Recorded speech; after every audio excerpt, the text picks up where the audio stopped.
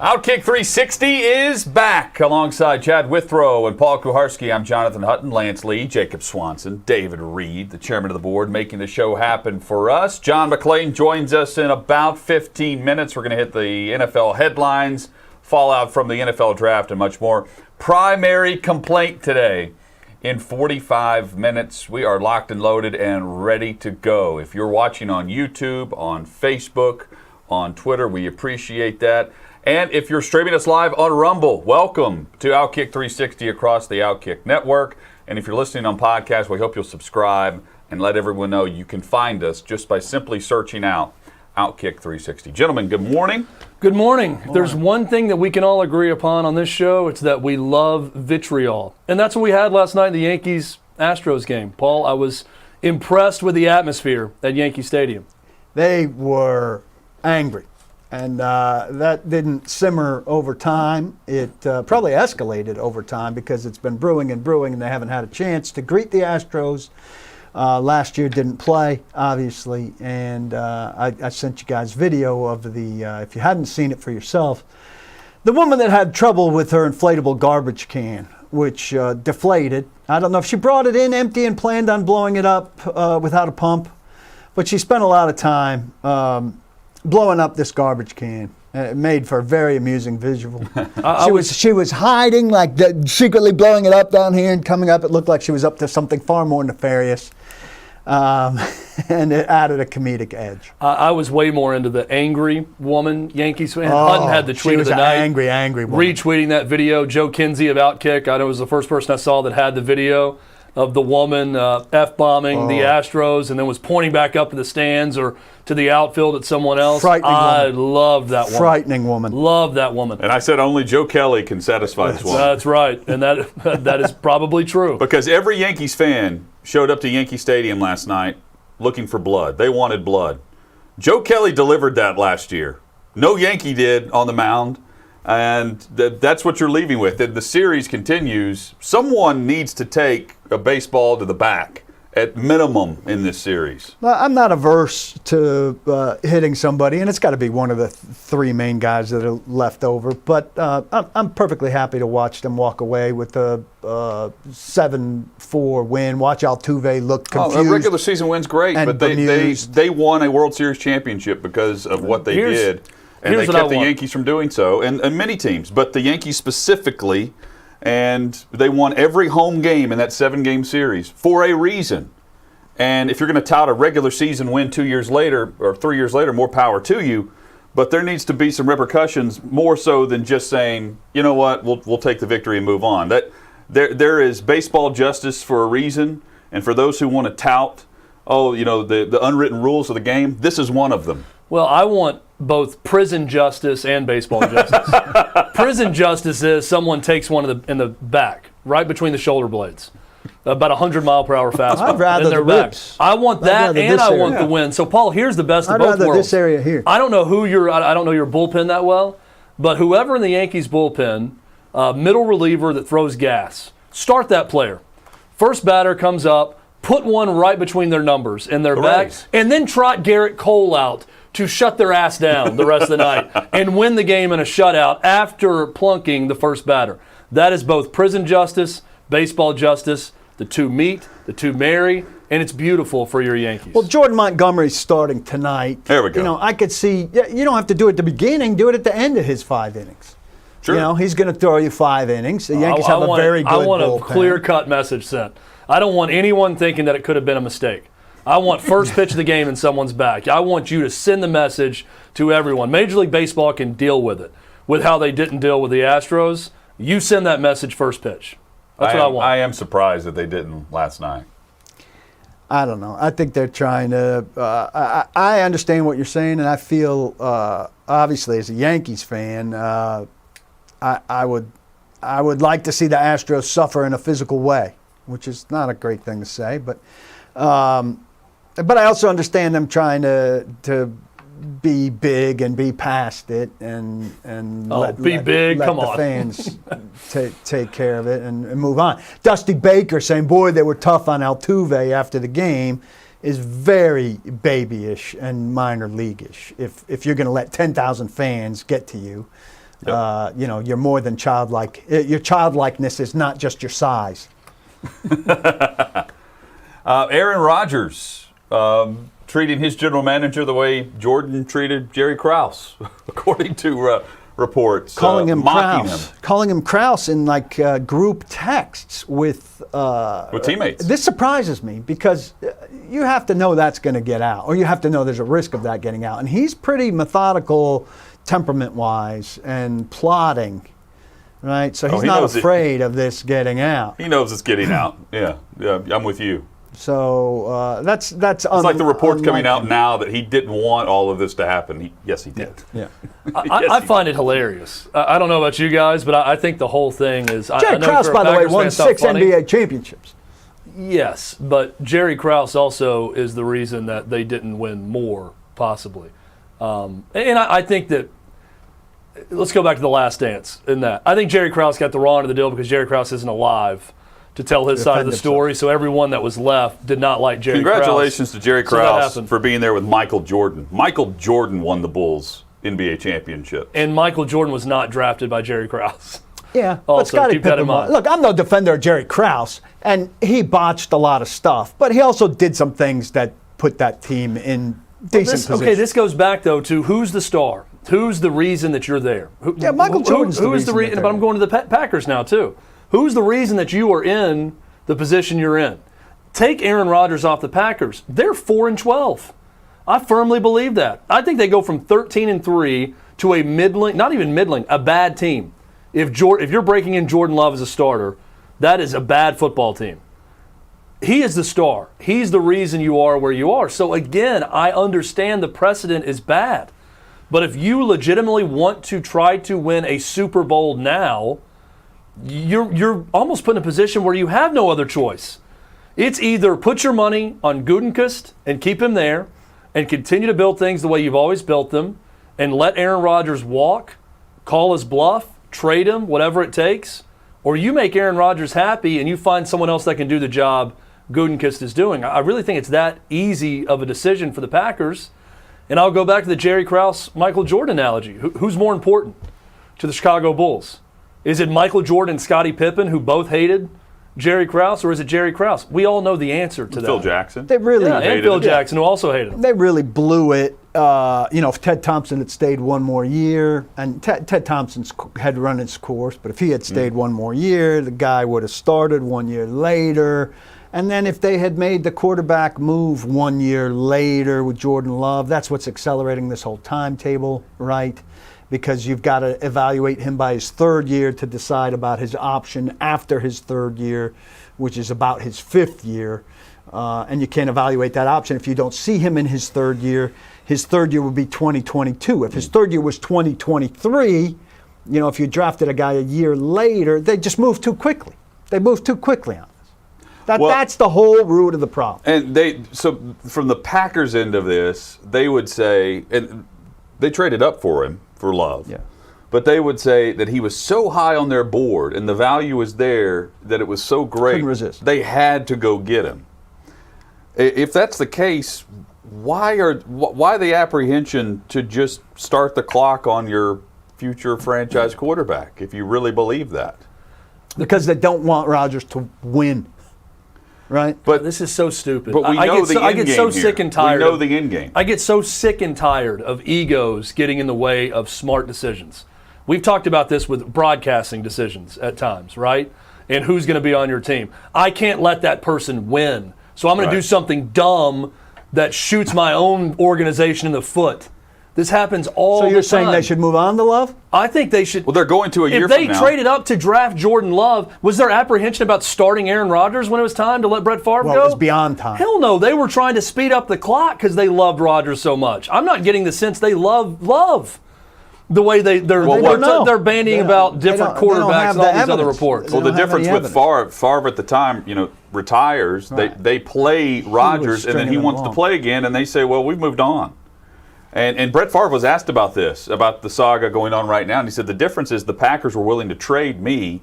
I don't think they're willing to trade Aaron Rodgers. Well, do what's right for your organization. That's what I mean. I don't care about the ego of, well, I'm not going to let him have the last word, or Aaron Rodgers isn't going to dictate to us what we do. If you want to try to win a Super Bowl this year, you make Aaron Rodgers happy.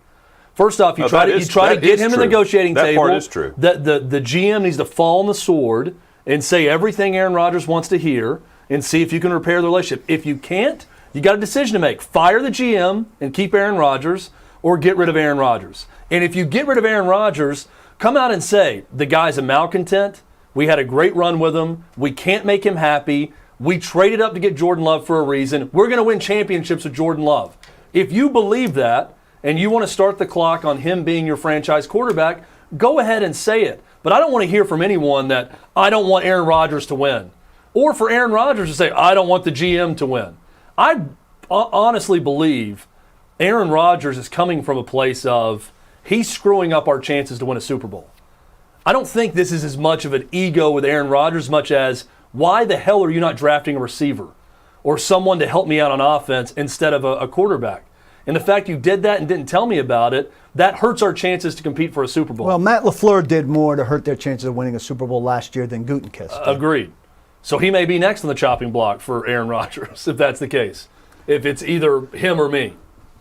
Well, we'll get into more of this with John McClain. He's going to join us in about 10 minutes. We'll also ask him about Juwan James, offensive lineman in Denver, who went down with an Achilles injury.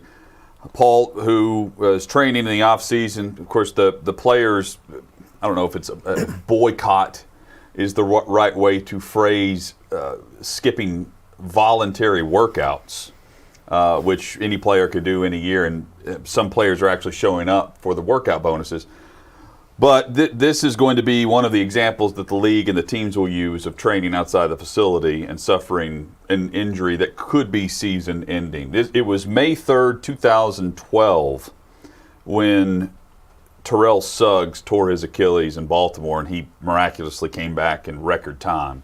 So that's why everyone's hesitant to say it's a season-ending injury. But for an O-lineman and for the movement, front and back, on the Achilles, I would think it's detrimental to 2021 for him. And his salary's at risk because it's a non-football injury, technically. And this is going to be used by every coach and GM in the league, either outwardly or probably backhandedly, in conversations that can't be recorded, so to speak, where you say, hey, look, if you suffer that injury in our building, you're fine. And if you suffer that injury outside our building, you're screwed.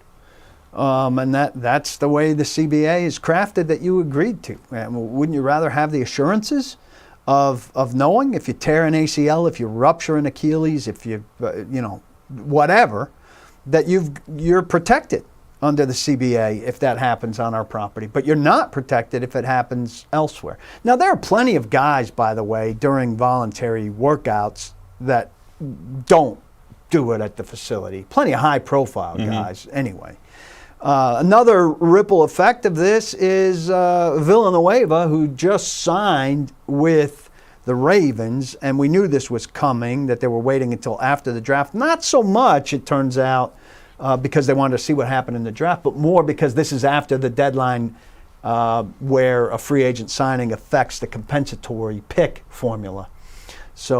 But had he waited one more day, Denver might have come with a bigger offer, or Baltimore might have had to up its offer to keep him from going to Denver. Dennis Kelly now may be in play as one of the potential replacements in Denver for Juwan James.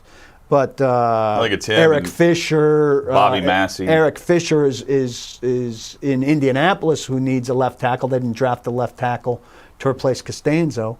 So a lot of left tackle movement, a lot of tackle movement now going on in the secondary veteran market. That's the first domino of the secondary veteran market post-draft now. A bad injury, an unfortunate event, and everybody now, gets that high alert thing, like can't get hurt at this time of year, particularly off the property. Well, if they're looking for right tackle, and they are, Dennis Kelly's a good option for them, and his value just went up.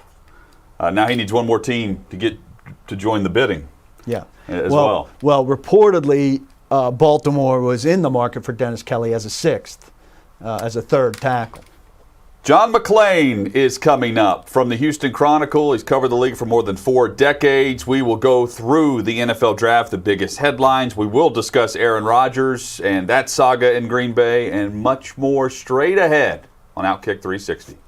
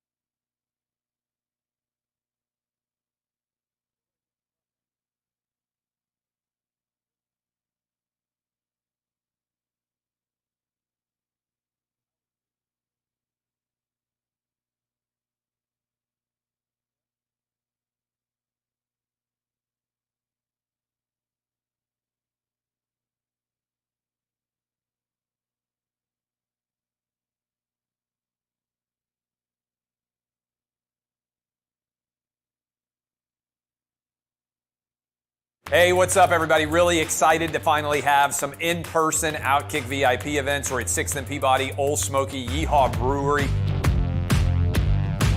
Awesome day, great questions. Good to shake everybody. Good to be able to get out and see everybody. We love to meet with the people that make us possible as a show, the people that tune in, the people that watch, the people that listen. A lot of these VIPs interact with us on Twitter, on Facebook, on Instagram. And now we get a chance to come out and hang out, watch games, and interact with them the same way we would interact with the 3 of us on a daily basis. It's awesome. If you're at a VIP event, you're going to hear more about the inside jokes, stuff that goes on behind the scenes. You can ask us anything. We want to be with listeners and viewers as much as possible, so we're thrilled. Looking forward to doing a lot more of these VIP events as we continue to grow. It's an incredible experience. I would advise everyone out there, if you're a fan of OutKick or OutKick 360, to sign up and be a VIP.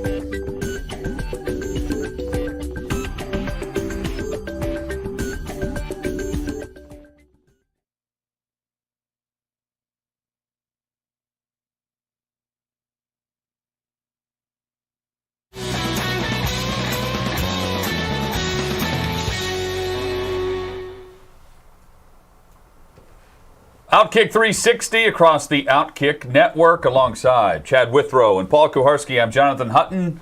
Pleased to be joined by John McClain of the Houston Chronicle. You can follow him on Twitter. Excellent follow at McClain_on_NFL. He's covered the league for more than 4 decades, and you can find his work at chron.com. John, always great to have you on the show. Hope you're doing well after the draft. I am, guys. Thank you very much for having me, as always. Absolutely. Paul, you and the 3 of us, along with John, we've been discussing Aaron Rodgers during the break. It includes a tampering allegation from Green Bay. Yeah, so Rob Domofsky, our friend from ESPN who covers the Packers, says that the Packers are upset that other teams, including the 49ers and Broncos, may have contacted Rodgers to see if he was interested in playing for them. But the Packers have not filed a tampering complaint with the NFL because tampering's incredibly hard to prove. I don't know. If I'm one of those teams, I'm probably back channeling to see as well. But it is a dangerous thing to do. Well, that should infuriate his agent, David Dunn, if they were going behind his back to talk to Rodgers that wouldn't be very hard to prove if the league made them send their cell phone records like they did with Tom Brady when Deflategate came. But I think he said he destroys his phone every year. So it just so happened he did not have access to that. Of course, you can get any cell call that you want if you want to do it legally, because everything we do is always somewhere. And in this case with Rodgers, what is very telling about this situation is his agent, David Dunn, went to Green Bay and negotiated for a contract extension. In other words, pay him and he'll be happy. The Packers have him under contract, I think, could count the franchise tag 3 years, and he didn't get what he wanted. So then it got out that Rodgers was unhappy and wanted out. I think he'll be right there. I believe it was Mike Florio that figured up he would lose $40 million if he set out this year's base salary, what they could get back on his signing bonus. And then there was another bonus he wouldn't earn. And I don't think Jeopardy pays $40 million a year. So I expect him to be back. As the thing about firing the GM, Brian Gutekunst, who's done a good enough job in his 2 seasons as the GM to help him get one game from the Super Bowl. And I think if that keeps coming out, that he wants the GM fired, that makes him look really bad. And there's no way they're going to fire a GM that they like a lot. He just got his feelings bruised when they traded up to get Jordan Love. Love's selection had nothing to do with Rodgers' selection. Rodgers fell to them. They didn't trade up to get him like they did Love, but I fully expect him to be with the Packers this season. You mentioned David Dunn. David Dunn was Carson Palmer's agent, different CBA and all of that at the time, but Carson Palmer sat out when he decided that he was done with the Bengals, a much worse organization, until during the season an injury in Oakland prompted a trade to the Raiders. Do you think that informs any of this from David Dunn's perspective? Could be. It's such a long time ago, and the Bengals were awful, not just cheap, but they were awful, where the Packers have been one step short of the Super Bowl. In each of the last 2 seasons, they've done a tremendous job under Matt LaFleur after he left the Titans. So, I'm guessing at some point Rodgers will settle down and his ego will get soothed some way, and he'll be back wearing Green Bay's uniform. Meanwhile, there's Deshaun Watson. At some point, he'll have his legal issues, 22 civil lawsuits put behind him, and he'll be facing an NFL suspension. But I don't think that would keep teams from trying to trade for him. The key is, do teams like Carolina and Denver that were really interested in Watson, and Washington, which was kind of interested in Watson, do they still try to get him before the season, or do they wait and see how things work out with their quarterback? Sam Darnold with the Panthers, Teddy Bridgewater, and Drew Lock with the Broncos. And if Washington to me, if they had a quarterback like Watson, they'd be a Super Bowl contender because they got a great defense. So I think Deshaun Watson still believe he'll play somewhere next season after he's traded and after his suspension that he gets because of the personal conduct policy. John, going back to the whole Aaron Rodgers situation, just in general, where do you fall on this feud? And do you think that Matt LaFleur's decision-making in the NFC Championship game helped speed up Aaron Rodgers' anger with the organization at all? Or is this all about Gutekunst and the decision to trade up to get Jordan Love? Cadillac, I've been reading and listening to and watching Packer experts, including former players in the media who were there for a long time, people that have covered the team for a long time, and Andrew Brandt, who was in their front office for 10 years and writes for SI, The Business of Football. And I respect their opinion because they know so much more than I do. And they say it goes back to the Jordan Love situation. And then they could have extended Rodgers to show him, we want you to end your career here. They didn't do it. In 2019, he didn't have a great season. So I could see them drafting a quarterback. But then last year, of course, he was MVP for the 3rd time. There's never been an MVP get traded after that season. So it seems to me a lack of communication on the part of Brian Gutekunst until it becomes a huge controversy. That's why I think they can get this worked out.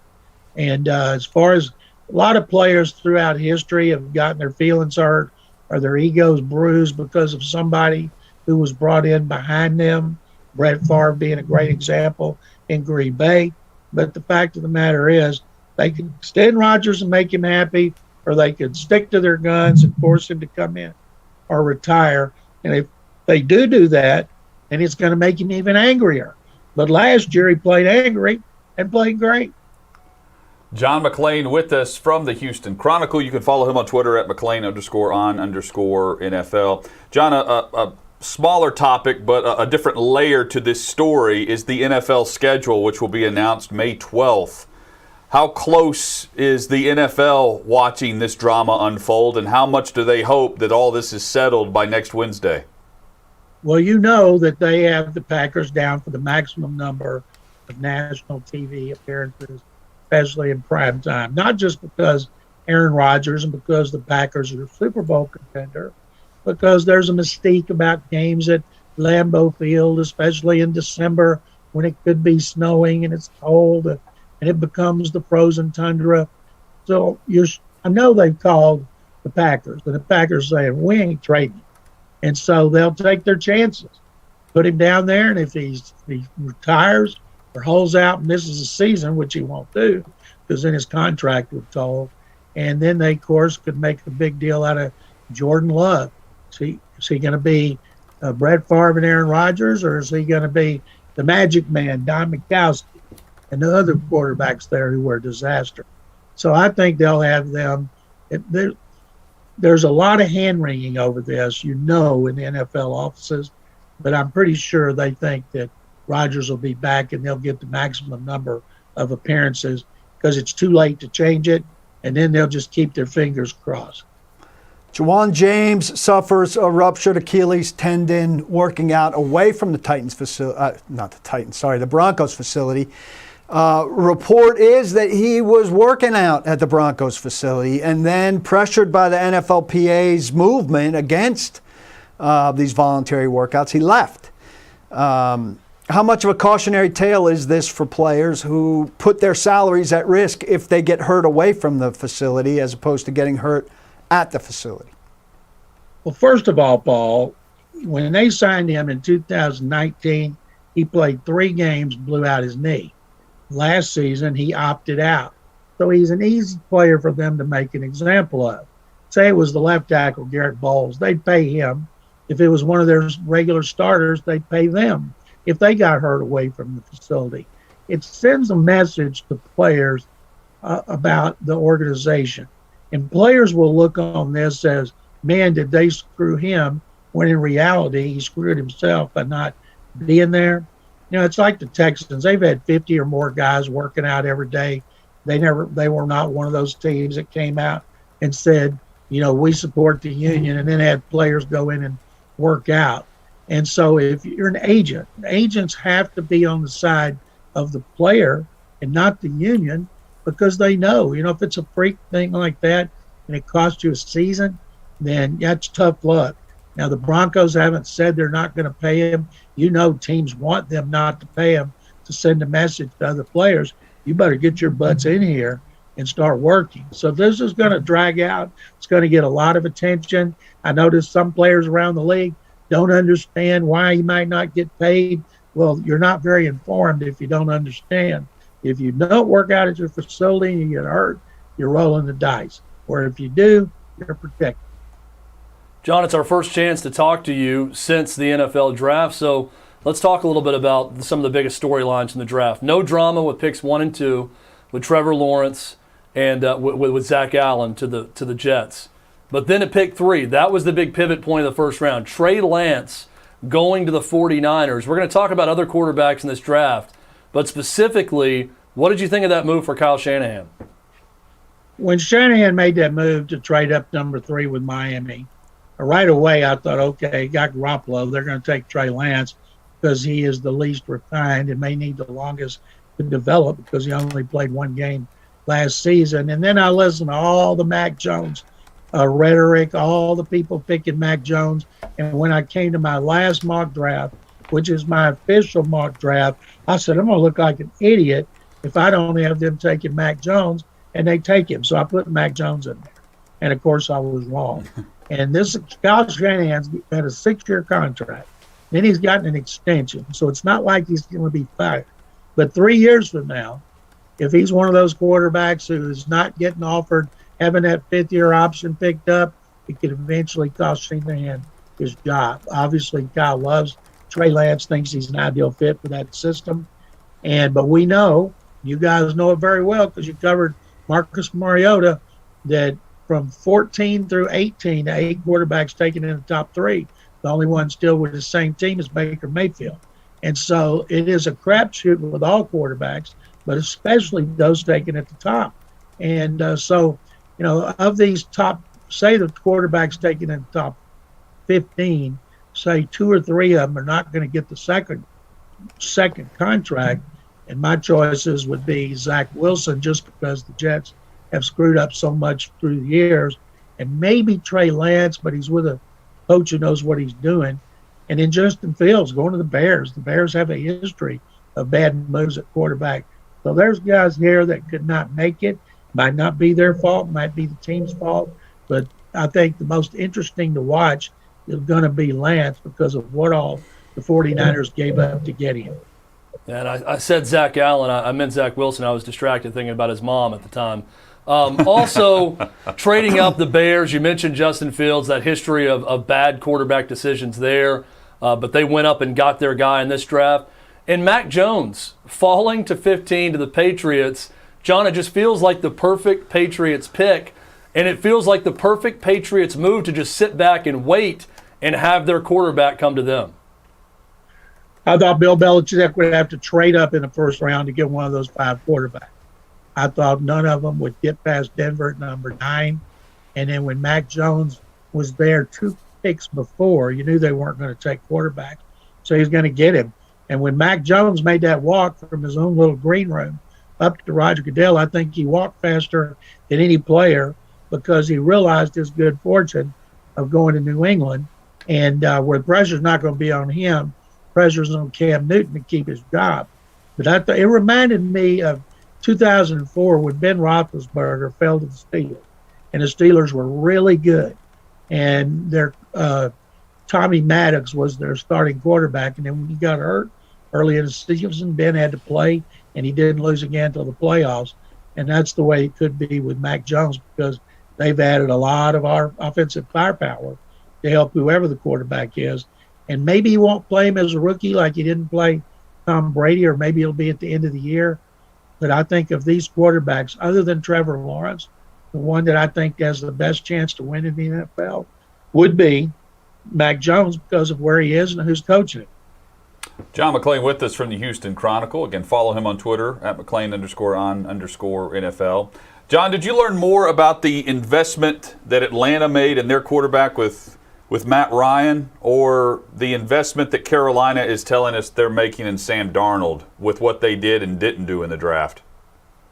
Well, you can pick up that 5th-year option and then say they started the season poorly and they didn't like Darnold. Trade deadline comes around and they loved Deshaun Watson before his legal issues popped up. There were stories that they were going to do whatever it took to get Watson. So say Watson's available at the trading deadline, then will they trade like 2 1s and 2 2s the next 2 years to get him? So they've got some time to keep an eye on Darnold. They could keep him, or they could trade him to another team if they thought somebody else wanted him. Denver, with Teddy Bridgewater and Drew Lock, I think they'll still be in the market for a quarterback. And I just, it was so intriguing watching these quarterbacks and see who got them, who traded up for them. And Trevor Lawrence was boring because we knew he was going there since the Jaguars officially got the first pick. And then we knew about Zach Wilson for a long time. So we didn't know about, to me, the draft started 4 with Atlanta, and they had to redo his contract. Next year, his cap figure, $48.5 million. He turns 37, and next year he'll be for 38 with a cap figure of 48.5.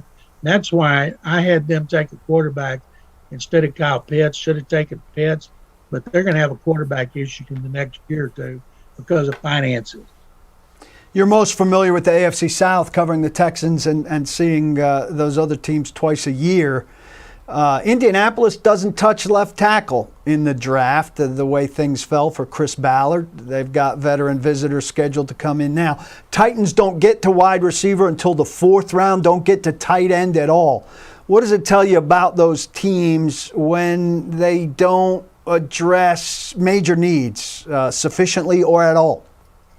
I think they've got guys that can take up the slack for losing players. You know, Caleb Farley, I had them in all but my last mock draft taking him because I knew they needed a corner, and he's coming off back surgery. But at some point, he's going to be good to go, and he's going to turn out to be a great pick. If he had been healthy, he might have been the one going to Carolina 8th overall. So I thought that was a good pick.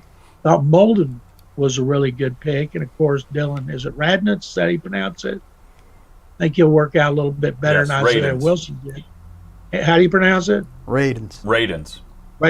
And so I thought that was a good pick. I like what they did overall. I gave the Jaguars an A-, the Titans a B, the Colts a B-, and the Texans a C+. And they have in Indy, I think they said Tevy, is it Sam Tevy, that he's going to play left tackle. Yes. So, John, the Rashad Weaver story with the Titans. They take him in the 4th round. News comes out on Monday morning that he's got an arrest warrant. He's been summoned for allegedly hitting a woman in the street outside of a Pittsburgh bar at 2:28 a.m. Now, this was filed on Friday. He's drafted Saturday by the Titans. You've covered this league for a long time. You talked to a lot of scouts. You've talked to GMs. When you see a story like that, where does your mind immediately go? Coming off last year with the Titans and the failure in 1st round with Isaiah Wilson, was it the Titans missed something here, or was it the player lied about something, or it's just really unfortunate timing? Where does your mind go when you see this story? Well, first of all, if it's true, it's reprehensible, but there's no way they're going to know something like that on Saturday. That happens Friday night.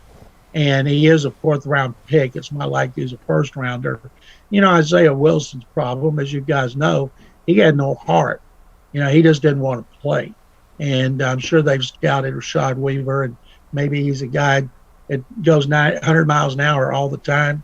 But they've got to, you know, what they're going to say is like the league's going to say. They're investigating and then gathering evidence, and they'll see.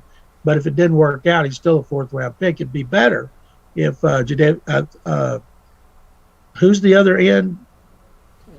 Besides Vic Beasley? Yeah, it works out better than Clowney did, of course. Mm-hmm. That would work out great.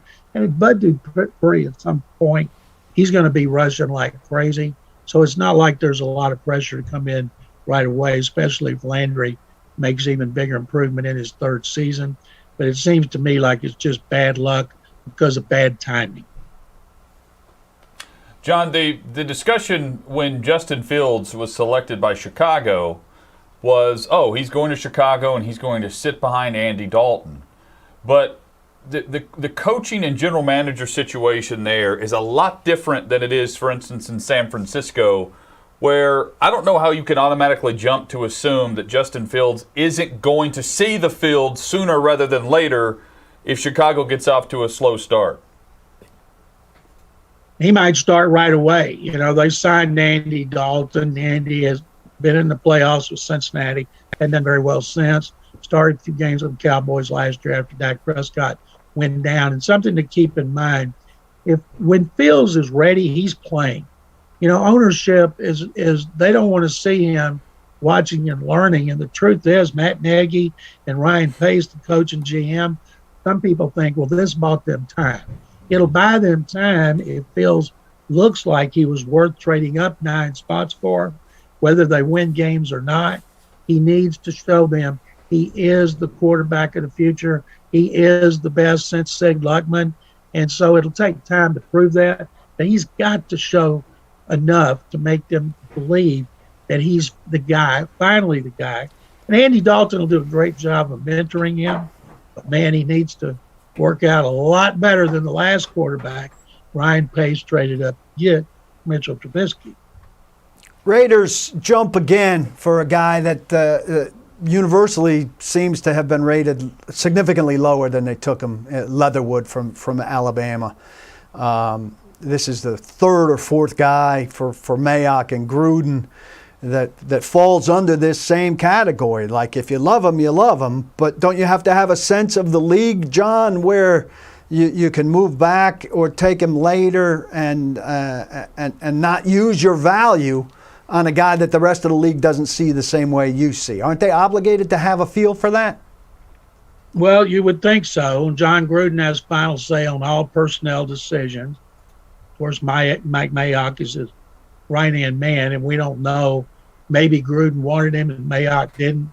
And then once the decision's made, everybody's got to get with the program. Now, if they wanted to trade back into the bottom of the first round or higher up in the second round, they could have gotten him. They need linemen. It's a desperate need. He can play guard, and he might be able to play tackle. But, man, it was a reach. John, final thing for you. Anything of note from Deshaun Watson over the last week during the draft? Were there any discussions whatsoever regarding his roster status? Well, he's not going to be on the team, I can tell you that. We've been saying for 2 months he's going to be traded. He doesn't want to be on the team. He wants to be traded. But we're not going to see him anytime soon. What's he worth in a trade at this stage compared to what he was worth? Not near as much before as he would have been before 22 civil lawsuits were filed. Yeah, for sure. And Davis Mills, what were your initial impressions of the new second-round quarterback? That limited picks for the Texans, and they go with their first selection in the second round, go quarterback. We knew they were going to draft quarterbacks, just a matter of when and who. And didn't surprise me on Mills. David Shaw, the coach, has been doing all the media rounds here, praising him, and got a great arm, great size, really smart, no threat to run, although he can move around. But he only started 6 games last year because the Pac-12 cut the season short. He started 11 overall, played in 14, so he's raw.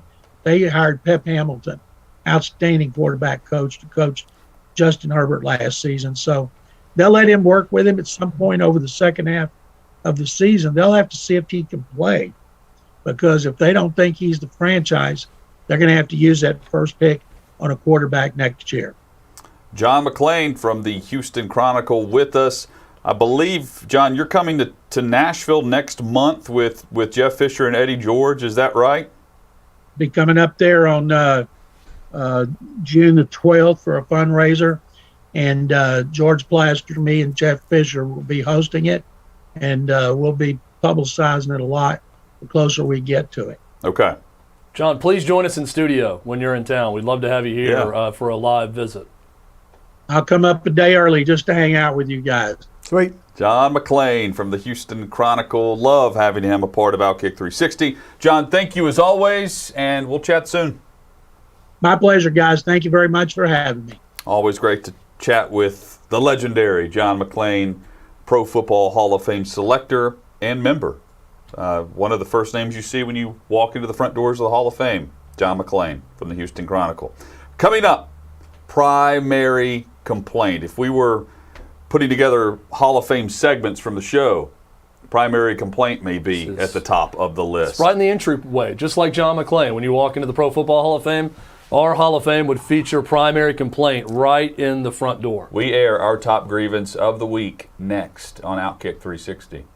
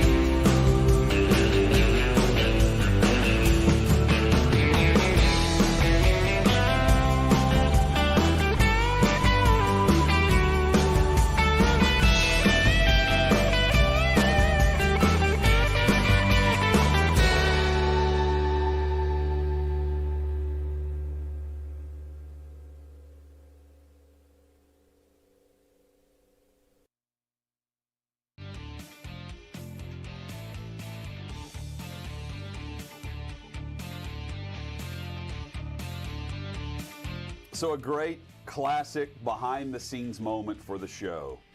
My bachelor party, we decided to go to Bourbon Street in New Orleans for a 3 or 4 day long weekend. Good choice. And we had a solid choice of a condo staying on Bourbon Street. When we arrived, we realized it was right on the line. To the left, normal Bourbon Street. To the right, the gay community. Not that there's anything It wrong. was sort of the Rio Grande of sexuality. It was. And our balcony.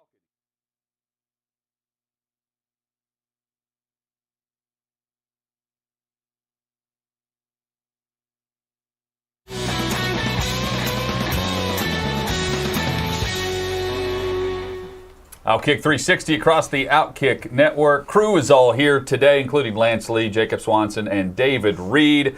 Live from Blackbird Studio, we are getting set for primary complaint, where, Paul, we air our top grievance of the week. Not a secondary complaint, a primary complaint. And look, it's hard for me today. I've got a secondary complaint. It's in Jacob's computer over there, and I've got to sit on it. It's timely. It's timely. It's burning a hole in my pocket. But look, we made the rules. We follow the rules. One complaint. So I'm going. I've got 2 very good ones. I'm going at both very timely. I'm going with the top one. The other one takes a back seat. It's not going to be heard. Paul, I'm with you. I've got 2 primary complaints this week, but because of the rules of the game, I'm going with the one that's more timely. I don't want to wait on this one for a week, but I am ready to go. There are plenty of material out there for primary complaint this week. We're excited. And you can join us each and every week. We're about to hear from a 360 season ticket holder on this. But you can email in your complaint, 360@outkick.com, 360@outkick.com.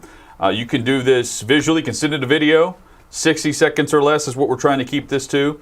You can also do it just by recording an audio file and sending that. If you want to send a graphic, a photo with that, we can make it work there as well. 360 as OutKick, 360@outkick.com, as it is time to begin primary complaint. Here it is again. Let's work smarter, not harder. That's the motto here. And let's plan to be smart, not plan ahead to look stupid. And this is my example this week for my primary complaint, which is a sign as we cross the street, which we're about to show on the screen. There was a group of people, likely with a boss who thinks they're the smartest person in the room, who thought, you know what, instead of a sign that just states pedestrian crossing is now automated, let's keep the button on here. Let's keep the button on the crossing, on the crosswalk, and treat the process like telling people they're putting their hand next to a sharp object. By the time you read through this BS and know that the button that you press to cross the street doesn't work, you're waiting on the next red light instead of being across the street at the restaurant. Be smarter with those making decisions to post signs to make things more accommodating and easier. That is my primary complaint. Hut, can we give you a screwdriver? Could you just remove the button panel? I wanted to punch the button panel when I saw this. I'd love the idea of Hutton out there with a sledgehammer, taking it to the button and knocking it off of the pole to eliminate it altogether and the sign. I love it. So my primary complaint this week is for people that love something so much they can't see what's before them. They can't see exactly what happens right in front of them. And I'm using the example of LeBron James in a recent game against the Toronto Raptors. This is a tweet and a video that made its round. We're going to show it to you right now. Once Jacob pops it up there, there it is. When you watch this video, you see LeBron James, who is a notorious flop artist, not get hit in the face at all. At all. Playing it over and over again. There's not contact to his Watch face. very closely and he here, reacts right now, right there. like he got shot in the face when they call a foul. There's no contact to the face. Now, LeBron does this. We all know this, and it becomes a big joke about, thoughts and prayers for LeBron James as he recovers from injury every time he flops like this after a non-foul. My problem is that actual human beings are tweeting me telling me that he was elbowed on this play. There is visual evidence that he was not touched in the face on this play. There's Zapruder-like films being sent to me of screenshots where the elbow at one point is out in front of his head, where they're trying to make the connection that the elbow hit him in the head. And they'll say stuff like, while I'll admit that he exaggerated a little. A little? He exaggerated a little? He exaggerated a lot to no contact. And you're trying to create contact. He was still fouled. There was still contact. No, there was not. He was not elbowed in the face. My primary complaint is for you to watch what happens and actually admit what happens when the visual evidence is in front of you. Actual evidence doesn't matter, Chad. It's what they wanted to happen. Did they call a foul on that? They called a foul on that. Yes. It looked like the play was stopped on the foul. Yeah. Listen, I wanted to watch a baseball game last night. We talked about it earlier. The Yankees, Astros, a lot of vitriol left over from Astros cheating scandal. And I'm not anti-Star Wars. I watched the films. I like the films. I'm anti being so into it that you've got, Yoda underwear and C-3PO as the main art in your living room. I understand that Disney owns Star Wars and it also owns ESPN.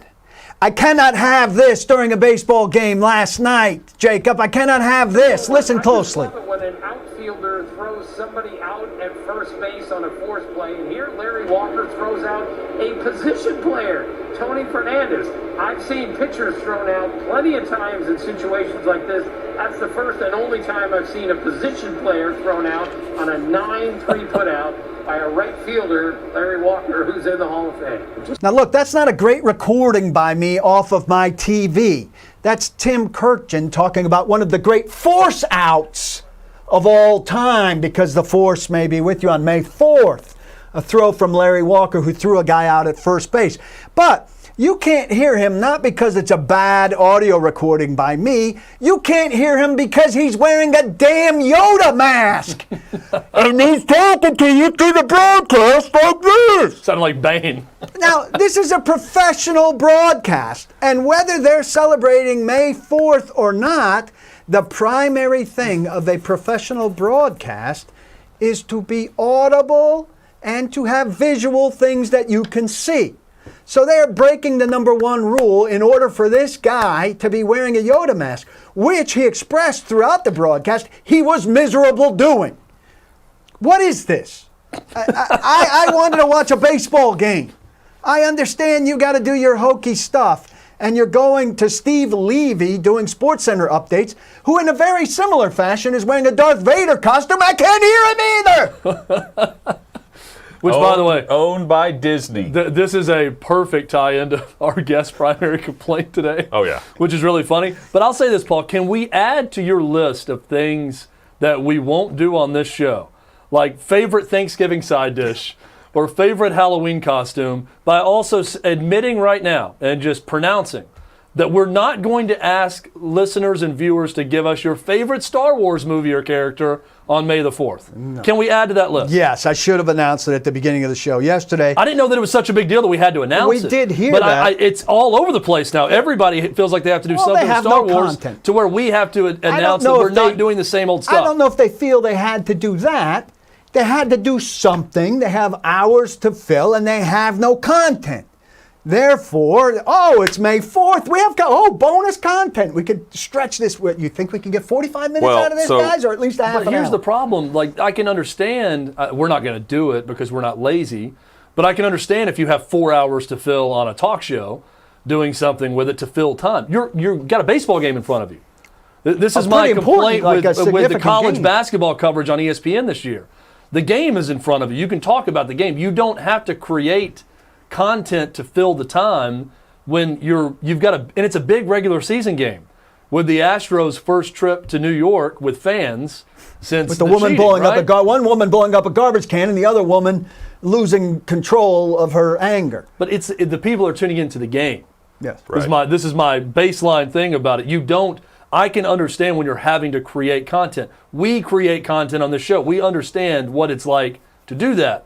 But this is a game in front of you. That's the content. They even went, you were there to Chad, supplement the content, which is the game. They even went to the production truck. I can't believe I'm having to explain it this way. These poor bastards in the production truck, every one of them had on a Yoda ear thing or a C-3PO hat or R2-D2 sticker. You know they're and they're hot, all too. waving. They're all hot. And as soon as that camera goes off, every one of them saying, "Oh, dear God. Guy's waving a lightsaber."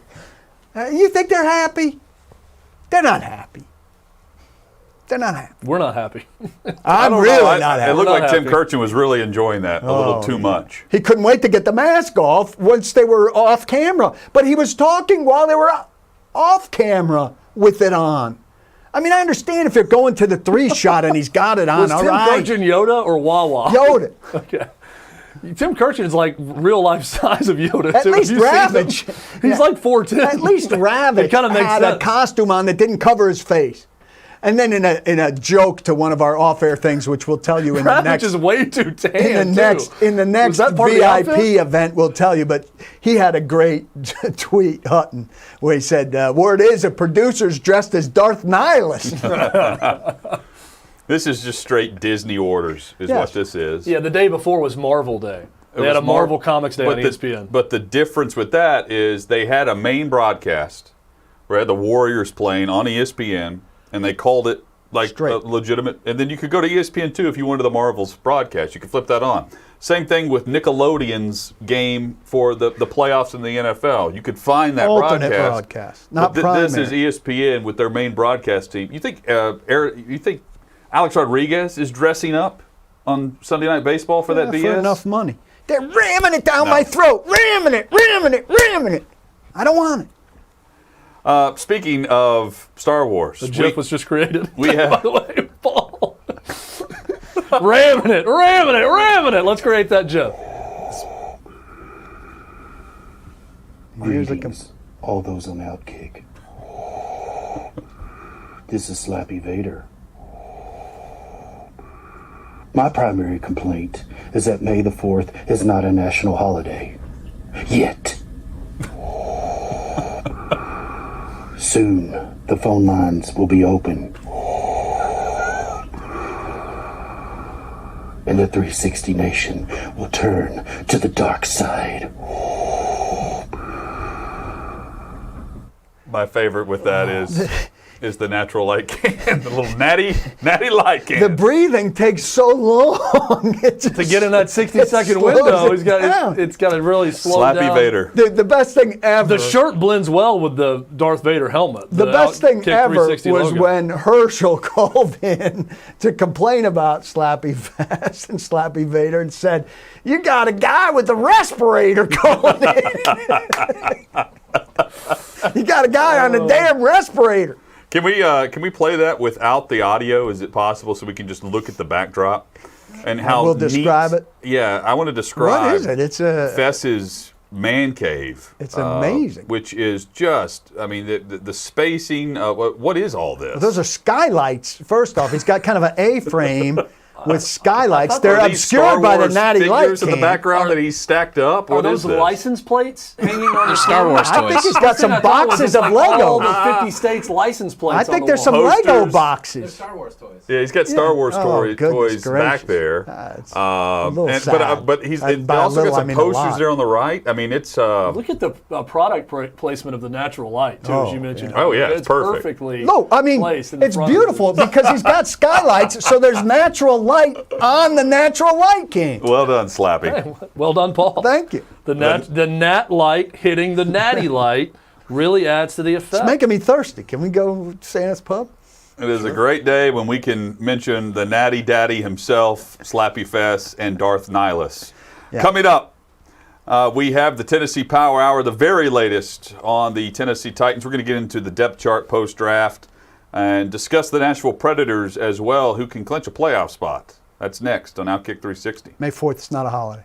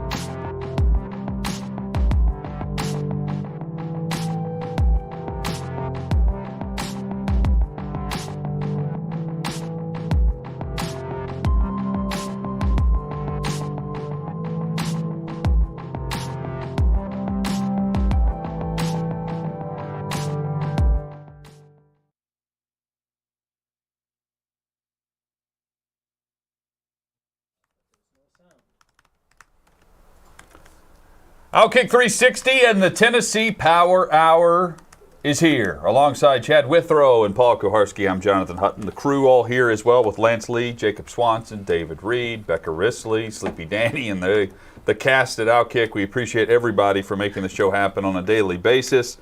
The Titans improve in some areas with their depth. We haven't talked a lot about the individual draft picks this week because of everything going on with Rashad Weaver and what the Titans should or should not have been expected to know with the simple assault charge stemming from a case that happened a couple of weeks ago and the news coming out earlier this week.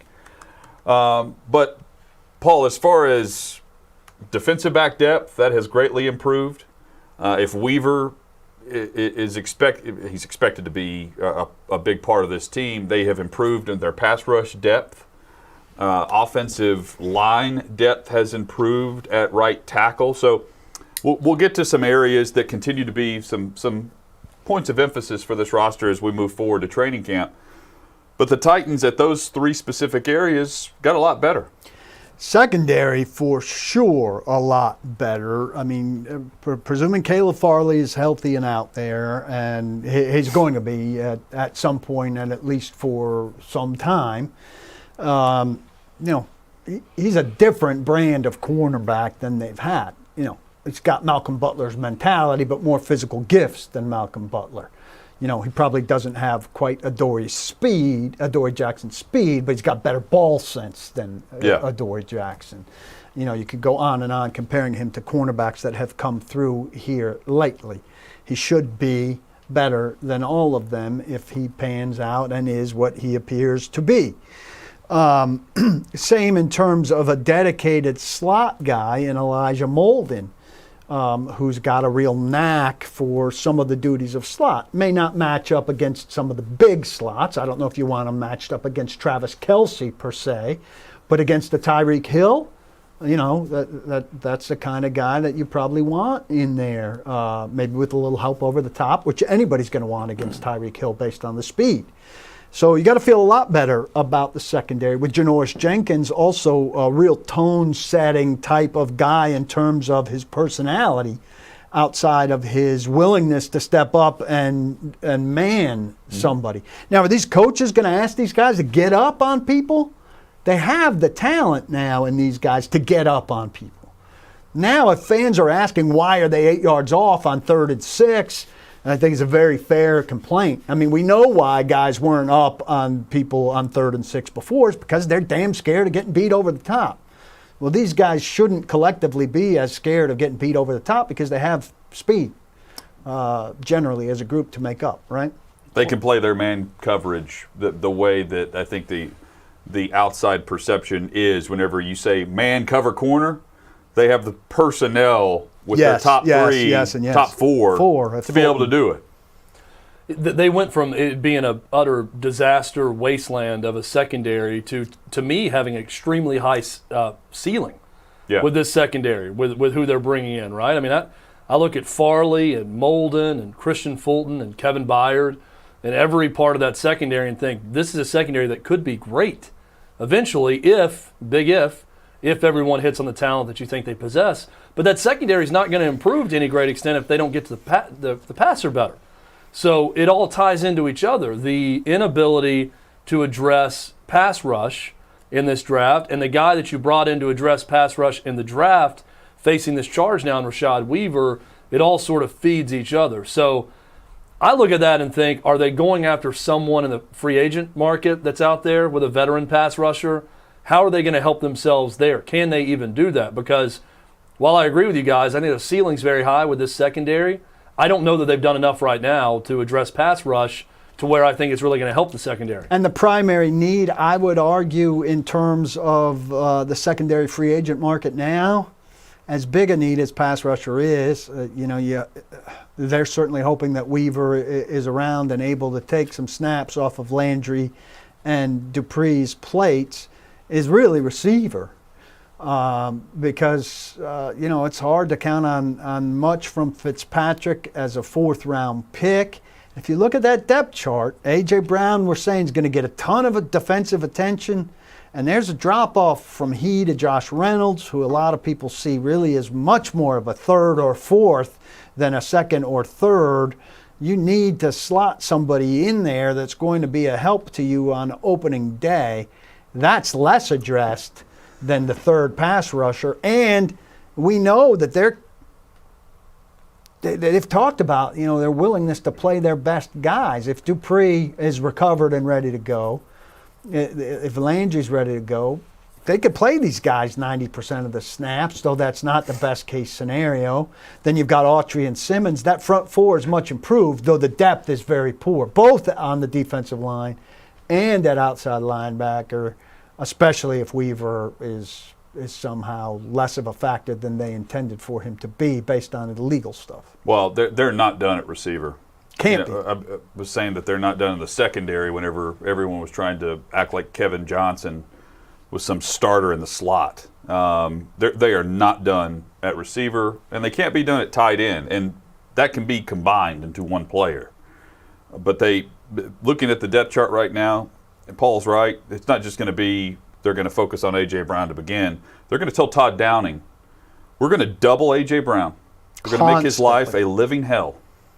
And while he's going to be able to make some plays because he's just that good, who else is going to step up and take some pressure off of the double team that A.J. Brown is now going to receive down in and down out on passing situations when they're not handing the ball to Derrick Henry? Well, and I'll throw it out there. Is that guy Julio Jones? Are the Titans a team that's interested in trading for Julio Jones? They need to be. That makes a lot of sense to me right now. With their lack of players at receiver, I would be in the market. Paul, whenever Robinson was asked about Julio Jones and he commented, what did you think immediately? Well, he's not going to comment. I knew he wasn't going to comment when I asked the question. Just kind of wanted to see how he commented. I said, I'm not going to talk about players not on the roster. So there was no hint there. But certainly there are players who could be traded for. Julio Jones would be at the top of that list, though he's also at the most expensive end of that list, and they've got financial constraints. But there are other guys too. There's somebody on the Jets that I'm not thinking of right off the top of my head who becomes a little bit more expendable. Is it Jamison Crowder I'm thinking of? With Elijah Molden drafted and Corey Davis signed. Jamison Crowder, to me, would be a guy who fits in that second, third, if Josh Reynolds is playing to what they expect, Jamison Crowder wouldn't be a bad guy to have in the mix there. That gives me a better feeling of security for them there. Not ideal, but better than what they have, absolutely. He's been a productive guy. I think he's had a couple of 800-yard seasons, maybe more than that. I'm going to look. But there are some people like that out there who are could be available. And, whenever you see, I saw the report yesterday of Fred Jones being signed, who's a former practice squad type player, special teamer whenever he's been on active rosters with the Denver Broncos, among other teams. I mean, these are guys that are coming in to get training camp reps for an opportunity to be in the practice squad rotation / special teams active player. When I say they're not done at receiver, I'm not referring to the Fred Joneses of the world.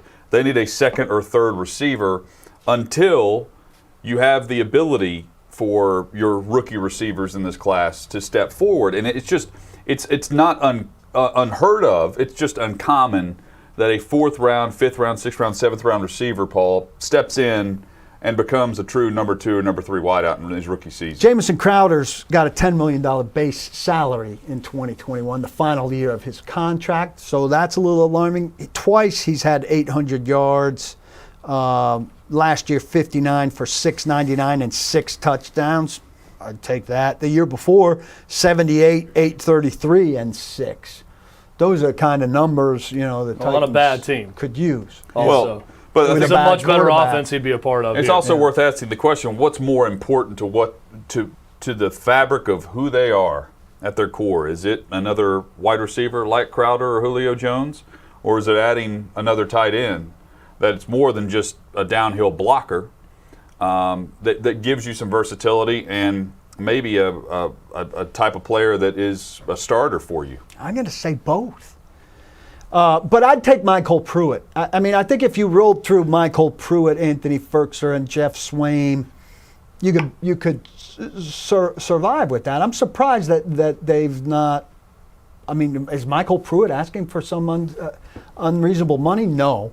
So they're not interested, it seems to me, which suggests that one of two extremes. Either they've got plans to really do something, or they're satisfied with this list of guys and they think somebody like Parker Hesse or Tommy Hudson is going to really emerge. I'm scared by that second. Well, and John Robinson said that he mentioned Michael Pruitt as an option, that he did nothing in his time with the Titans to suggest that they would not consider re-signing him and that he would be an option. But they're leaving that on the back burner suggests to me they're considering something else first, right? Otherwise they'd be here already. It's not that there's a ticking clock, but what if somebody else comes in and takes him? I think he checked out Minnesota was the one. I think that's right. One place that he's had a conversation. You mentioned what's more important, the fabric of who they are as an offense, another wide receiver helping out there or tight end.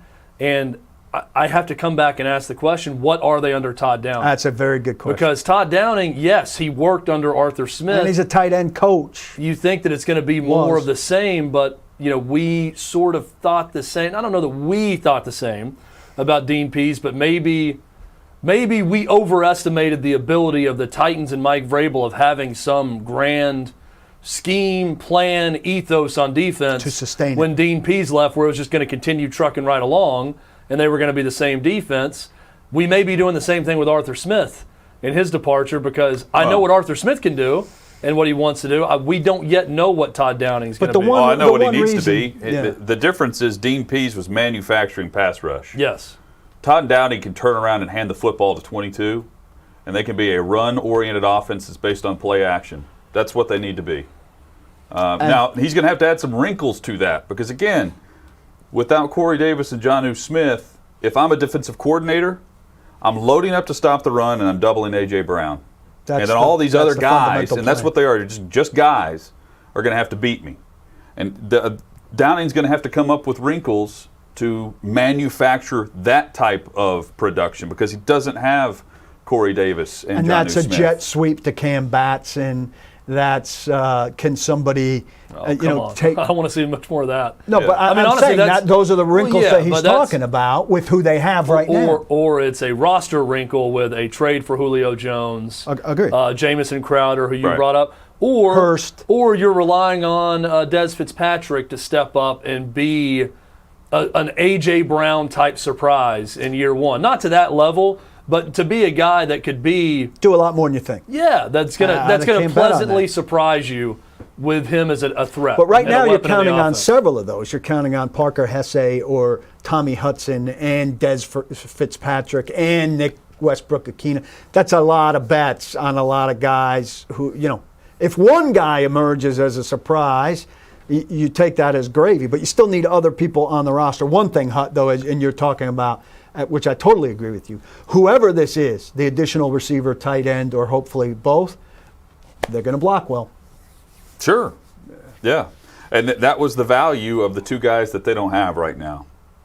The versatility of Davis and Smith. Yeah, and does that take a 60-yard Derrick Henry run and turn it into a 15-yard or a 20-yard Derrick Henry run because you don't have the second-level block from a Corey Davis or even the block inside 10 yards from Jonnu Smith? Well, and it was high quality. It wasn't 50-50. It was close to 50-50 yards before and after contact for Derrick Henry last year in his 2,000-yard season.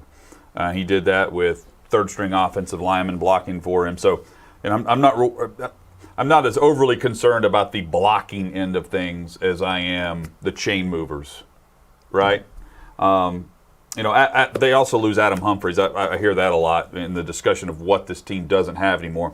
Adam Humphries barely saw the field in his time here. Now, when he was healthy and he was playing in the slot, he was productive. Very nice piece in terms of getting just the throw to the sticks once in a while to sustain a drop. Also, it very easily replaced that production.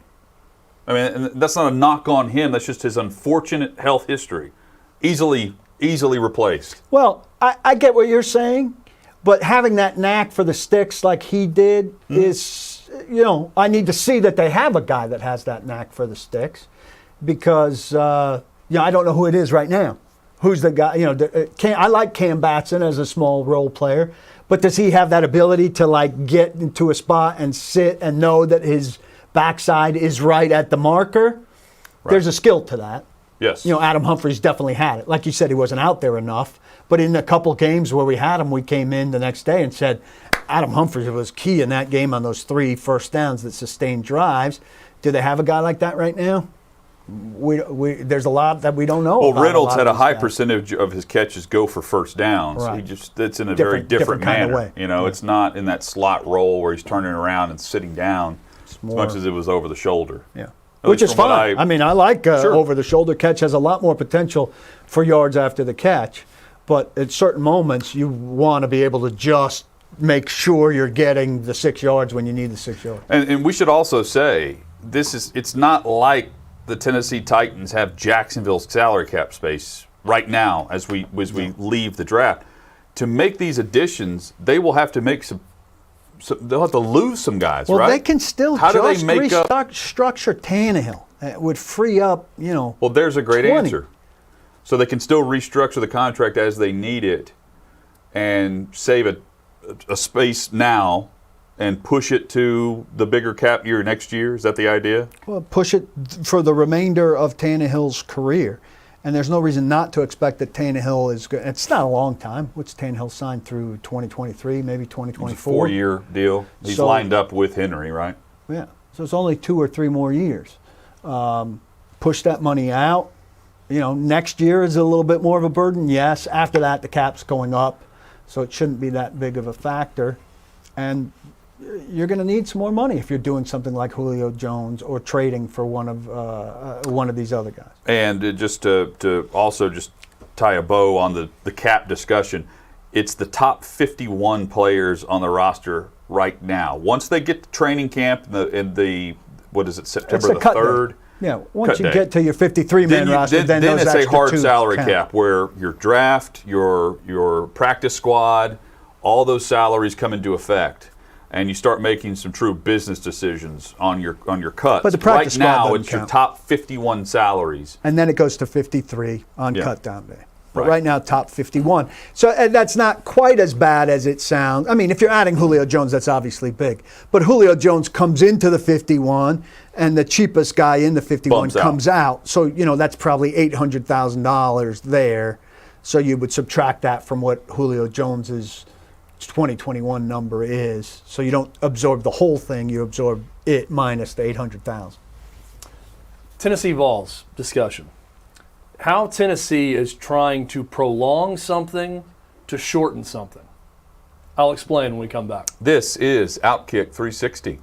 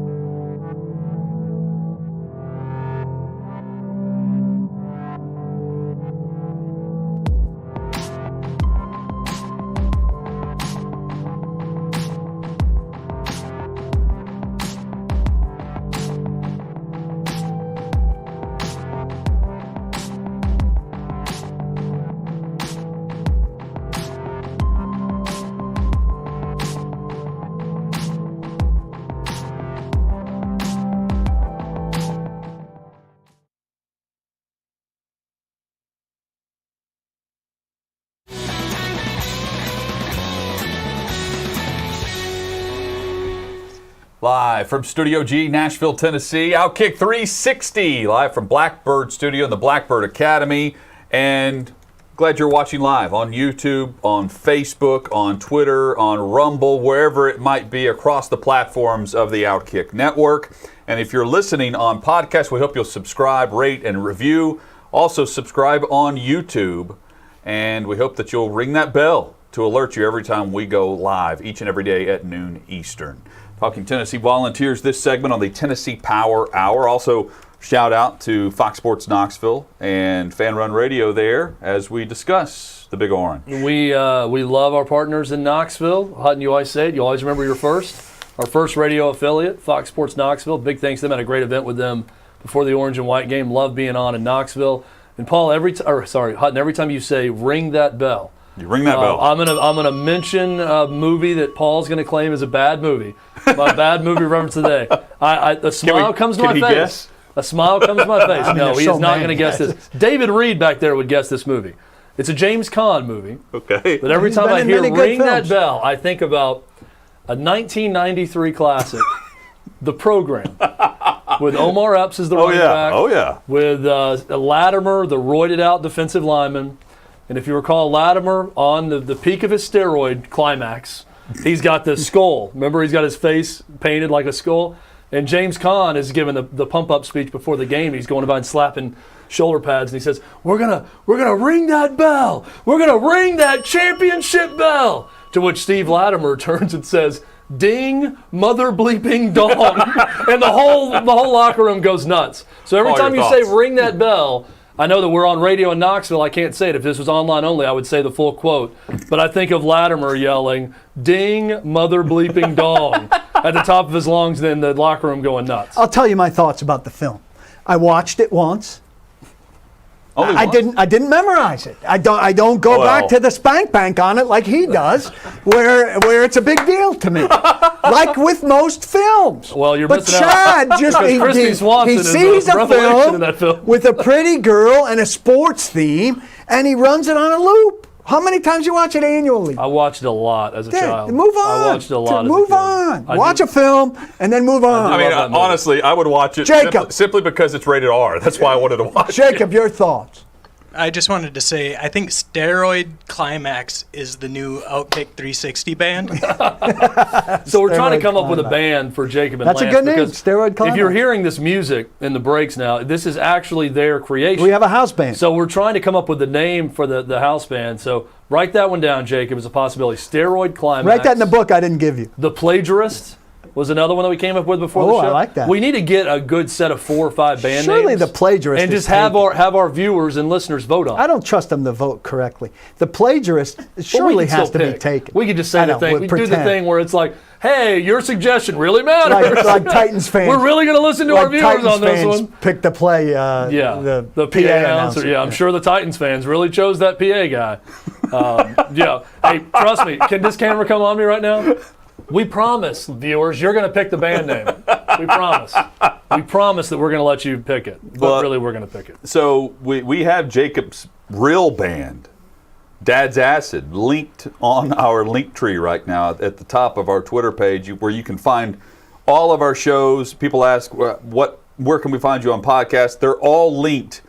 Every single one of the podcast outlets, all linked there, as well as underneath house bands.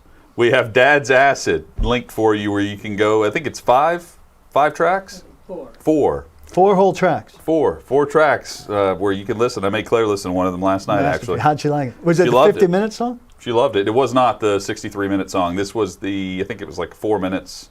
It was track number 3, I believe, Jacob. Now, can we talk about this you may band know name for a moment? better than I on sure. that name. I also want to defend myself against your accusations when you're done. I don't. No, we're done with that conversation. I don't want to make a light of acid at all, based on the crime that my family suffered from an acid-induced naked gentleman. But Dad's Acid is a clever name in that, if you were to take Dad's acid, can Dad? I mean, if you were to steal some of Dad's acid and then imbibe it, could Dad say something to you? Because then Dad's acknowledging that he has illicit drugs. So he's going to condemn you for using illicit drugs when you're taking them from him. Kind of like finding your dad's Playboy collection. Right. Can the what's dad get gonna mad say? at you for looking at the Playboy collection when it's his And Playboy I'm collection? sure this is the dilemma that you were addressing in choosing this name. What would you do if you were in this scenario as a son or as a father? I'm tweeting out a poll question right now. Is the program a great I think film? there's validity in that.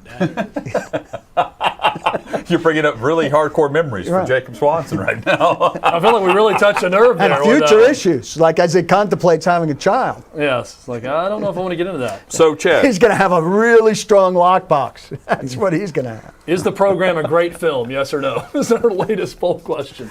Yeah. No. the Real Vols, quick, though, what Paul's Yes. saying about me watching the movies over and over, I've really not watched a movie more than once since college.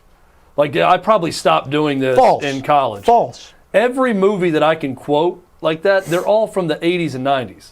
It was me as a kid. So this was a time when the selection of entertainment was very small. So if I had a VHS of something, I'm watching Karate Kid over and over. I'm watching The Program over and over. I'm watching Blue Chips over and over, all these sports movies that you talk about. So I have committed them to memory. But every movie I've watched in the last 17 years, I've probably seen 3 movies more than once that I could actually give you some quotes on. Right, So Blue Chips just is a to good clarify, reference. Are you going to tell right. me Blue Chips is an excellent You're right, film? and then I have watched a lot of movies a lot, but that was more of my childhood pubescent period But see, of watching I think movies. that here's where you blur the line. You blur the line between an excellent experience with your boys rewatching the same film and having fun because you guys know the lines and get riled up about it, and calling it a good film as if it's like good cinematically, a good piece of art. It's good art. I could argue for days that Like- The Program and Blue Chips, both great films. Like Fletch is a Very great well acted. film, but it's not a great film. I know the difference. Very well acted. I think Blue Chips, from the Nick Nolte standpoint, probably the best acted. I don't know that James Caan has a big enough part in The Program to say Blue it's a great Chips had actor doing Shaquille great things. O'Neal in it. He can't act. Yeah, the Shaquille O'Neal part was, well, I'd say who can't act is Penny Hardaway. That's the one who can't act. Shaquille O'Neal is Pacino compared to Penny Hardaway in this movie. You got to go back and watch it. I Pacino challenge can no anyone. longer act. Yeah, that's Hoo-ha! so hoo-ha. Okay, we're going to the Vols, right? you didn't Yeah. like Pacino in The Irishman? No, he was better in The Irishman, but he's become a caricature of himself in the last. He's in a new 10 movie movies too. I he's saw. done. And I don't know much about it. All right, you set up a great premise on the Yes. Vols, and we Tennessee had a Vols. great sidetrack After this Vols. break, no. They're prolonging something in order to Yeah, for stalls. shorten something else. I do like the idea that we just set something up and never get to it though. Also, and continue talking about Blue Chips. The ever So seas. we talked about Danny White and his comments to VolQuest and Brent Hubbs and interviews he's done. Yes. In the interview with Brent Hubbs and VolQuest, Danny White discussed the ongoing investigation, that they've not completed their own internal It's kinda like the investigation. tease, it just goes on and on. Well, they've not. Oh, I see where he's going with So this. they've not completed their own internal investigation. They're still doing interviews. They're still talking to people. They're doing all of this. Tennessee fans hear that and they probably think, what in the hell is going on? Can we not wrap this thing up in a timely manner? But I immediately think the NCAA's in on these meetings. They've already invited them in. This is an effort to show that you're doing everything possible to shorten this whole thing. Because what would have happened if you turned all of your evidence over that you found and you didn't include the NCAA, you're going to turn all the interviews, everything you found, all the documents, all of it. NCAA will then take 2 to 3 years to come up with something. So that would add 2 to 3 years of you recruiting with a cloud over your head. And other coaches saying, you're going to get a 3-year bowl ban. When this comes down, it's going to happen. I think what Tennessee's doing is actually very smart in that they are showing that they are going above and beyond, and they're going to make this thing go as long as possible. So by the end of the summer, them and the NCAA can come up with a solution. They're going to say, we are going to say a 1-year postseason ban, whatever it may be, scholarship reduction, visit reduction, recruiting reduction in football, all of this.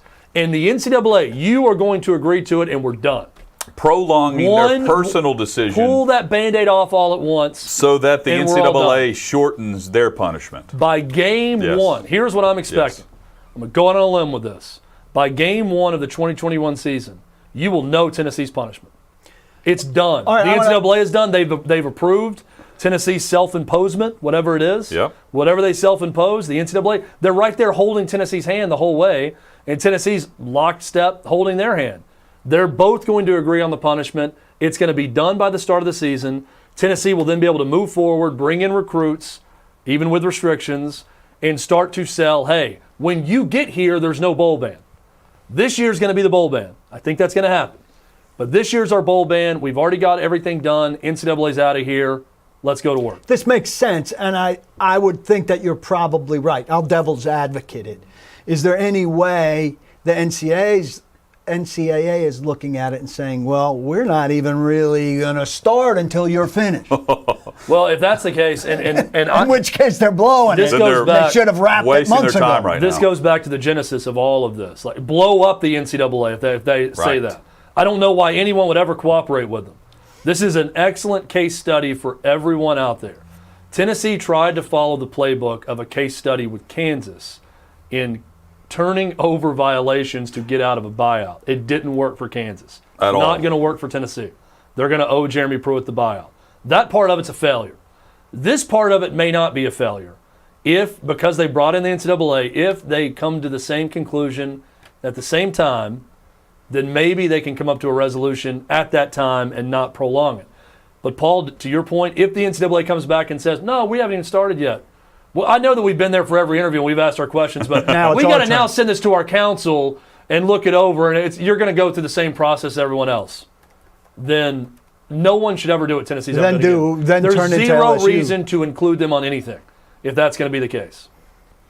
Well, you know, there are so many instances, aren't there, of those who say just deny, and eventually they'll move on to the next university. They'll move on to the next coach or the next violation. Well, that's kind of how it works for LSU So and far, Arizona, so right? far, but you don't want to be grouped with those schools. But the difference is that's a true FBI investigation that the NCAA is also involved with.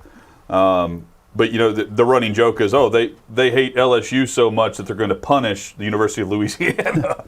They're going to really crack down on the Raging Cajuns. This is Tennessee. La in Tech is Chad's, screwed. this is Tennessee in Chad's theory, side by side with the NCAA going through everything. And if they come over the top with a ban, what would be an excessive? Anything more than a year? I think anything more than a year. I think 2 years is pretty extreme, but it could happen.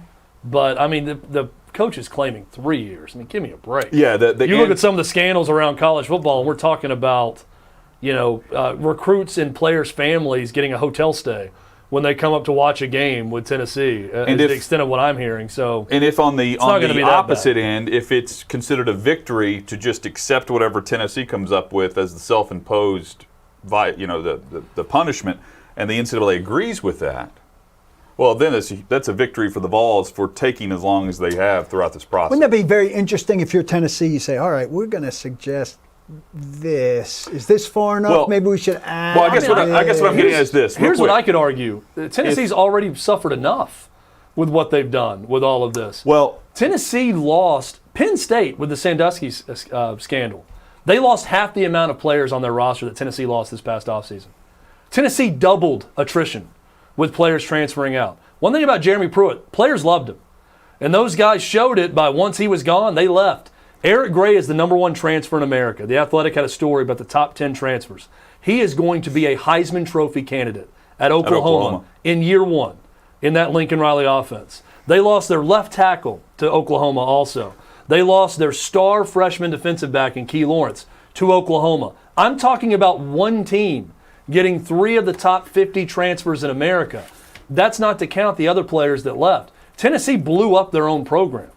I don't know why the NCAA, unless it's just complete bloodlust, would want to come in and do too much after that. But if on the low end, if it's considered a win, that it's a 1-year bowl ban, and that's self-imposed, Tennessee football, which is what matters right here, right now, what we're talking about for the athletic program, getting that back on track. Heupel's already landed a 4-star quarterback that he wanted pretty early on.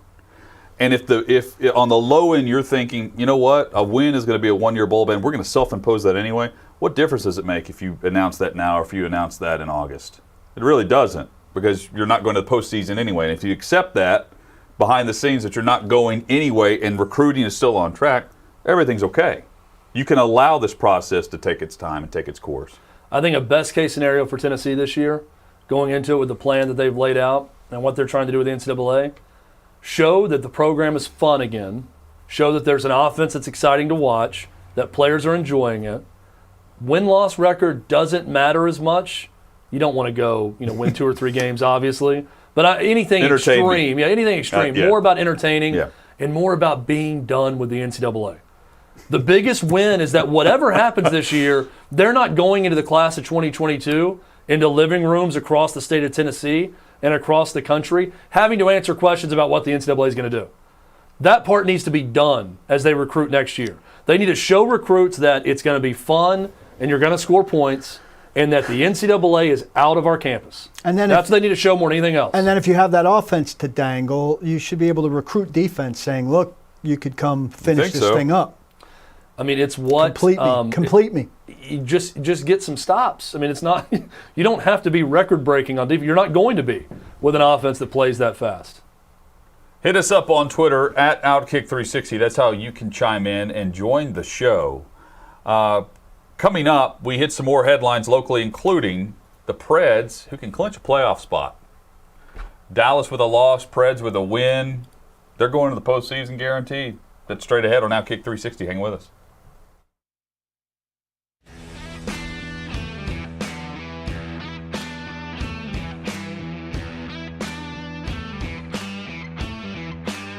The 360 Masters is back. Hey, it's Hutton. Hope you'll join us on June 10th for a one-of-a-kind event with OutKick 360, other great writers and producers from OutKick, including David Reed, who will throw his back out again for the second annual event. Thursday, June 10th, you can sign up on Eventbrite or just follow us on Twitter at OutKick 360. 100% of the proceeds will go to the Leukemia and Lymphoma Society of Tennessee. Hope you'll join us for a great event. Get your team today and join us at Topgolf Nashville for the 360 Masters.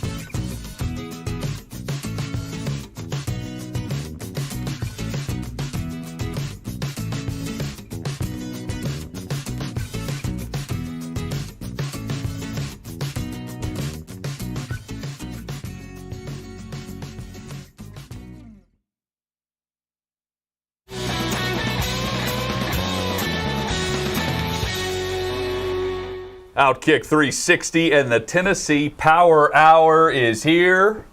Glad you're with us. Crew is all here as we wrap up the hour. Preds in action tonight against Columbus, one of the worst teams in the league.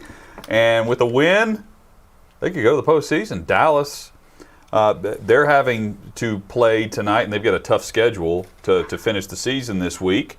Preds are in right there in the driver's seat, as we've known, because they won the head-to-head matchup at overtime on Saturday night against the Stars. But now, with a win and then a Stars loss, Nashville Predators can be in the postseason officially. Pretty crazy. Which is big for the organization. You mentioned it, Hutton. Financially, to get those games is big. To get that share of the playoff share with the NHL is going to be big. And it is nuts that before Saturday night, it was almost felt like a do-or-die game against Dallas. This could have completely shifted with a Dallas win. Now you're looking at it and thinking this thing may be over with games to play. Also crazy to consider. So the Preds will return home to face Carolina for 2 games. And so they have the Hurricanes, the Hurricanes coming in on the 8th, I believe. So you have the Hurricanes coming in where we could see, as we look ahead, we could see the Preds playing the Hurricanes for 9 straight games. It's possible with a 7-game series to start based on where they finished their season. I think we could also see on Saturday night a momentous occasion for Nashville. If this thing's sewn up, could it be Pekka final start for the Nashville Predators? Yeah, I think that's a possibility. Yes, I've been fascinated, and David Reed, a season ticket holder, could speak more to this, but to see the fan reaction to it and the division of what is owed to Pekka Rinne, because there's a lot of fans who are saying you can't just start Saros from here on out. You got to give the guy a chance to do something. Oh, you can just. I mean, in the meaningful games, you absolutely can just start. And other fans are saying it's not.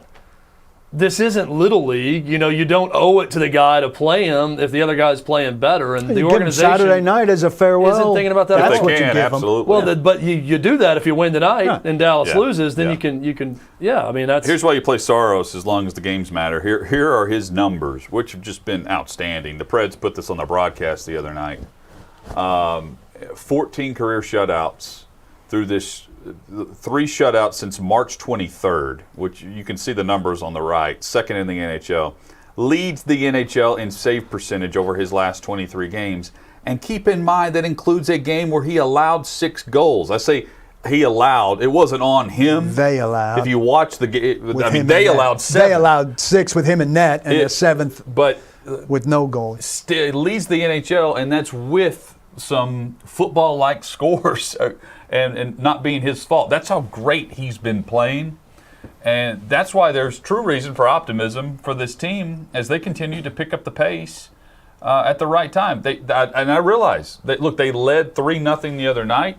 They gave up that lead, still came back to win and got the victory. And meanwhile, Dallas loses. So they avoid that collapse, and it's now propelled them to a situation where they could be headed to the postseason after what looked like an utter disaster whenever we got to the start of the new year. While I'm not a believer in them winning a playoff series against Carolina, for instance, it only takes 1 or 2 1-0, 2-1 games where your goalie carries you to completely flip a series. Well, if they win, so it they're is going to win conceivable that him. Saros could carry them to something that no one is expecting right now. Yeah, if they win, they're going to win because of him. Yeah. Well, they finally have Forsberg back. That's good to see. So we'll be paying attention to the Preds tonight. As we wrap up the story that I'm sure Clay will be discussing and the story that we'll likely lead with tomorrow, Aaron Rodgers, in the report from Bob McGinn about the Jerry Krause comparison to the Gutekunst, the Packers general manager, I never said Preds, the Packers general manager, and him sending out pictures of Jerry Krause comparing the two. There's also a report out, and they're discussing this on NFL Network, on how he has been derailing and undermining potential free agent signings, not just this year, but in past years, telling free agents that he's likely not going to be with the team in 2021. But this year and previous years? The way I read it, prospective free agents for quite some time. That's how Garofalo puts this out there. And if then, this includes previous years, he's undermined himself, which is ridiculous. Aaron Rodgers has been derailing and undermining the Packers' season, so potential free agents wouldn't want to sign. And it says that he has been telling free agents for quite some time he wasn't expected to be back in Green Bay in 2021. Well, I'd like to know what quite some time means. Yeah, if that extends back to last year, it makes no sense. And he screwed himself out of a potential championship in 2020. If he knows he's not coming back this year, and it was this just since the end of the regular season or the playoffs to now, that's different. But if last year he was telling people he wouldn't be here this year, he killed him. He shot himself in the foot. My opinion of this situation changes greatly if this has happened more than one offseason. So you're right. Quite some time could mean prior to the draft. This entire offseason. Prior to the draft. Or it could mean last year he was telling people he wouldn't be here beyond. This is my final year in Green Bay. It also means what I've said from the beginning. He's gonna walk. I believe that he is being completely. I mean, he hasn't said this publicly, but with the reports, I think he believes he will not play and retire if the Packers don't deal him. I think that would show that if he's telling free agents, I'm not going to be there. Because if not, Paul, you're right. You're screwing yourself at that point. Yeah, well, if he winds up back, he's going to be kicking himself that if they were talking to some free agent wide receiver that decided to go somewhere else because of what he told them, it'd be awfully foolish. Well, they did draft Amari Rodgers in the third round. They have that. I'm trying to think about their other hauls in free agency. They're not very active. They re-signed Kevin Long. They re-signed Mercedes Lewis. They signed an offensive lineman. They re-signed the running back. And the running back, their own guys. Yeah. They re-signed people. They didn't bring in any outside talent. They don't very often. I mean, they've broken from that a few times. But the saga continues. It's crazy. See, I hear this, and I think this is people on the inside now taking information and putting it back on Rodgers, whereas the news over the weekend came directly from the Rodgers camp. Yeah. The game is the game's on. Fully on. The spitwad contest back and forth at homeroom is going to continue between both sides now, airing dirty laundry. And like I said yesterday, there's no principal in this room with no owner to settle things and call them to the office. Paul, will we see someone throw at the Astros tonight? I doubt. On behalf of the Yankees. On behalf of America, I know on behalf of Major League Baseball fans, will someone other than Joe Kelly have the stones to throw at an Astro? I'm sorry to disappoint you, but I think not. That is extremely disappointing. They're taking we're going to beat you on the field approach in this. I think they do. I said it before. I hope they do both. I hope they beat them on the field and they plunk someone to start the game. You know, it's like the prize fight where you show up, you pay your $55, whatever the pay-per-view is. You know, man, this is going to be a great fight. Just can't wait to watch this. And, you know, I think by the end of the first inning it was 2-1 last night. Very normal game. Seeing the long ball. We're not, you know, we're seeing the boos, but, you know, that's it. And you're left going, I came for blood, and we saw a 5-round decision. But we saw the angry woman. I was entertained. We saw the angry woman fan. I think that's what I'm always going to remember about that game, so I don't feel cheated because she was there. I think you're shortchanging the blow-up of the garbage can. I enjoyed that a lot, too. I like the angry one. I like the gif of the angry woman Yankees fan more than anything. I like them both. Do we think she's there tonight? She seemed like somebody's only getting one ticket. I think if you're there last night, you're pretty rich. Yeah. I don't want to typecast here, but she seems like the one who's only going to be there one night. I don't know. I mean, her hangover's pretty bad. I think it's a season ticket she's sitting in? I think she's holding a season ticket holder hostage. She's demanding that she's going, or the secret's going to be out. I think I think the hangover is pretty long. Poor guy out there's got some. She's got some secrets on. It's like, you're going to give me that corporate box again. Or these text messages will be released. I'm not saying she's hungover. I'm saying she had a big headache today. She was dehydrated. She was very sleepy and clammy. I don't even think that was any type of substance induced. I think that's her natural state. I think it's her natural state, but there was some substance involved as well. She was drinking $16 wines last night. Like cans of wine.